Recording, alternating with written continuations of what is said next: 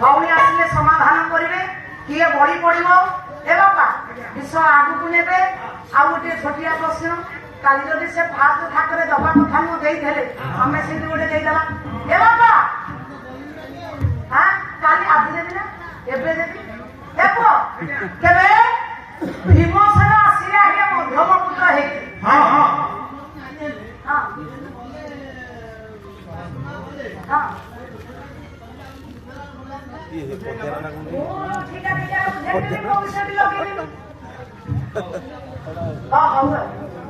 କେବେ ଭୀମସେନ କହୁଛନ୍ତି ବାପା କହିଛନ୍ତି ମୁଁ ମଧ୍ୟମ।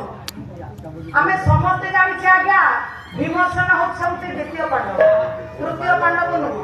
ତୃତୀୟ ପାଣ୍ଡବ ହେଲେ କିଏ ସେ ଅର୍ଜୁନ। ଭୀମସେନ ଏଠି ମଧ୍ୟମ କହିକି କାହିଁକି ଗଲେ?